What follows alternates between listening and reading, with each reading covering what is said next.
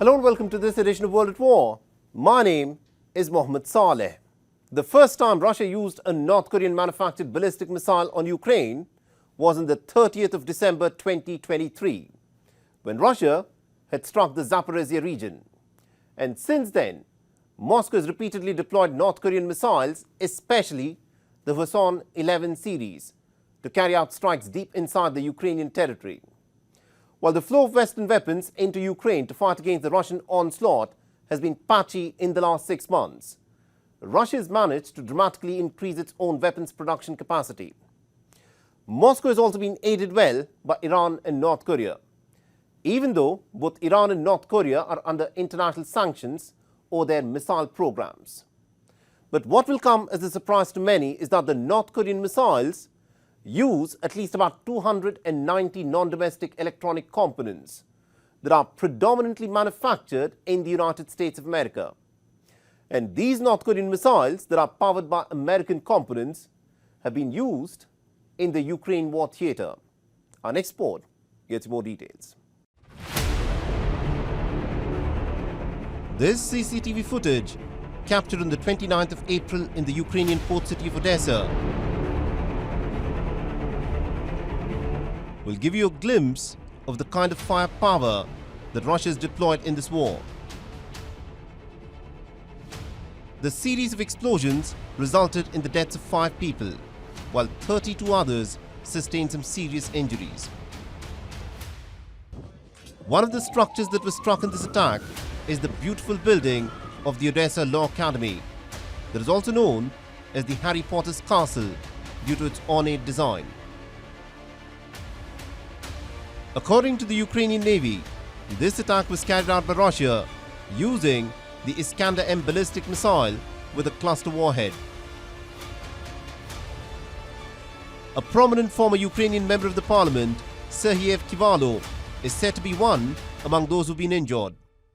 And then on the 2nd of May, a Russian missile struck the postal depot at the port of Odessa, sparking off a massive fire. At least 14 people are said to have been injured in this incident. Besides the port of Odessa, another region where Russia has been turning on the pressure on the Ukrainians is in the north, where Kharkiv has come under repeated attacks. On the 30th of April, guided bombs were used to strike a village in the Kharkiv region, resulting in one individual getting killed. At 10:05 a.m. today, the enemy once again struck a civil site. A guided aerial bomb, preliminary OMPB-30. A man died that worked here. His name was Alexander, and on May 5, he would have turned 26 years.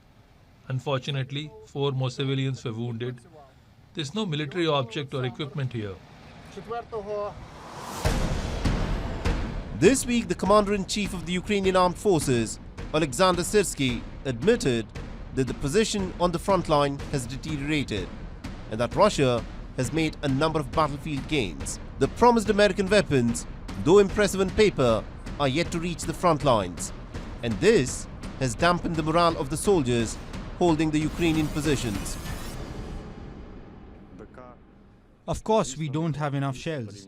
If we compare with the beginning of the full-scale invasion, when we fired up to 100 shells a day, then now, when we fire 30 shells, it's a luxury.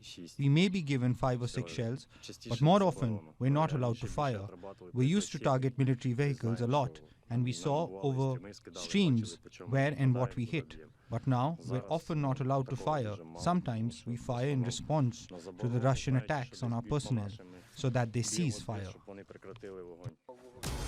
So while the Ukrainians struggle to find enough ammunition to fire the Russian positions, the Russians have been firing a steady barrage of North Korean missiles on different Ukrainian strongholds.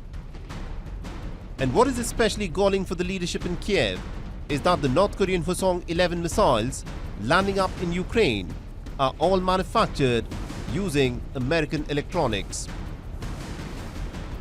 Since September 2023, North Korea has sent a staggering 6,700 containers carrying millions of ammunition to Russia in exchange for food and other raw materials that are required for manufacturing weapons. Pyongyang has sent at least 3 million 152mm artillery shells that have made a huge difference on the battlefield. The West too is now upping the ante.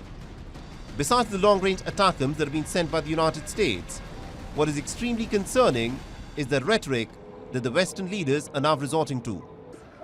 Britain's Foreign Secretary David Cameron has now gone as far as to say that Western weapons can now be used by Ukraine to strike at targets even inside of Russia.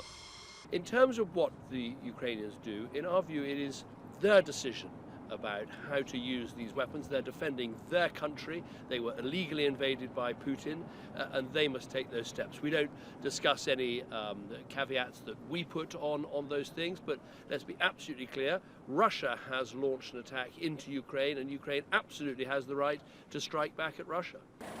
The Russians immediately hit back at this statement as a dangerous escalation, saying that the proxy war by the West is now a flat-out military contest.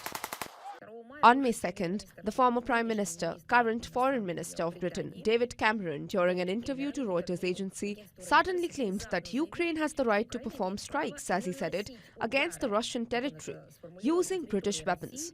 There was a formidable fuss in the world's media, British included. Why so?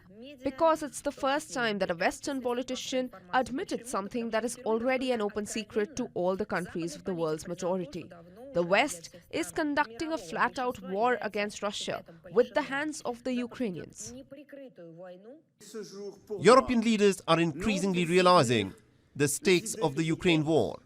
Macron has repeatedly insisted that he won't rule out the possibility of French soldiers fighting in the Ukraine war theater.